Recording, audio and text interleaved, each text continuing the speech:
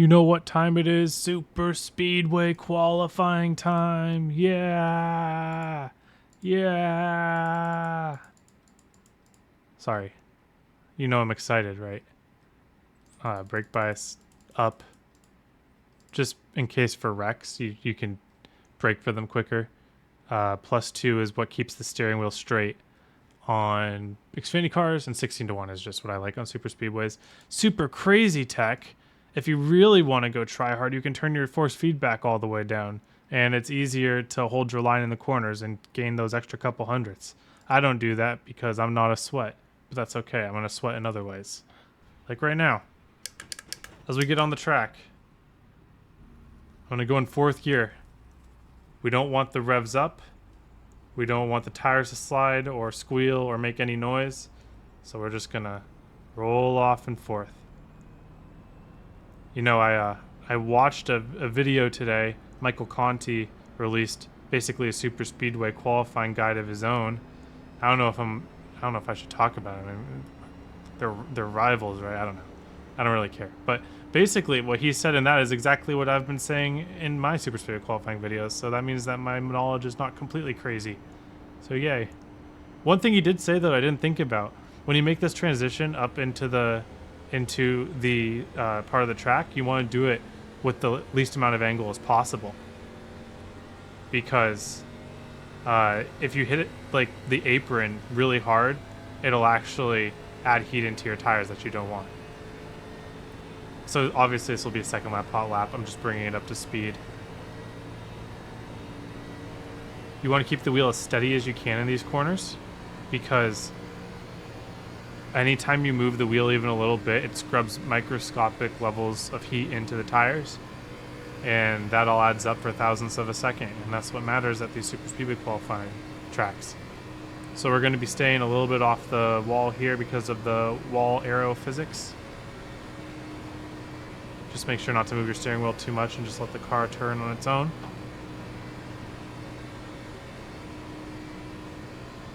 And then we're going to do something a little bit different for this next corner. You know, I'm starting to think +2. Oh yeah, well, you know what? It's probably 0, not +2 on the offset. Oh well.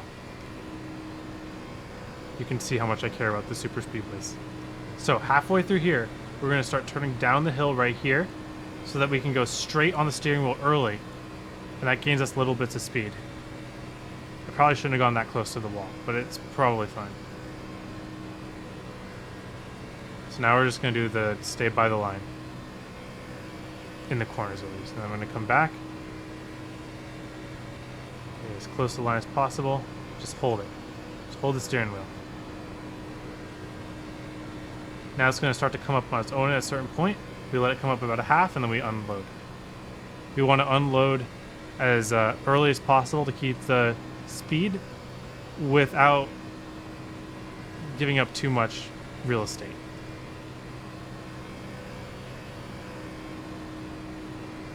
Hold. Hold. Hold. Let up for about half a lane, then unload. Now we're going to come back down into the Geico restart zone. The game stuttered. But yeah, those are the ideas of super speedway qualifying in a nutshell. You probably, if you've seen any of these videos, you've seen that. Other than that, I do like qualifying for super speedway races. Xfinity cars, these things get log jammed so easily. Like you get 2 lines of 10 cars, and one of them is not going to pass the other. So you want to qualify good. You want to be out front, so that when you're out front, you can control the log jam. And people are like, oh, well, don't you wreck from the front?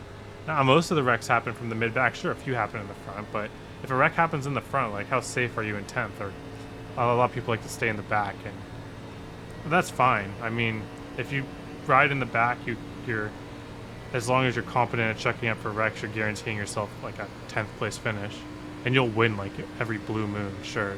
But if you want to be a contender every race, I just noticed that my grandstands are off. That looks weird. I turned that off for a video. I forgot to turn it back on. What was I saying? Oh yeah, if you're just hanging in the back, one, what are we even doing? But also, when you're at the end of the race, people are going to know who the competent pushers are. And if you don't show people in your race that you're a competent pusher, no one's going to want to go with you. So the best way that you can win races is by showing the field that you can run up front, because then when decisions have to be made on who to choose, they're going to choose you over someone that they don't know, because you're going to be the best help to them. It's a lot of politicking in these races, maybe more sort towards the higher side than the lower side, but I think it happens even in the lower side too. And in the lower side, more wrecks happen in the middle, not just in the front, just because people get caught out not paying attention or whatever in the middle. But yeah, that's super speedway racing. Gotta love it.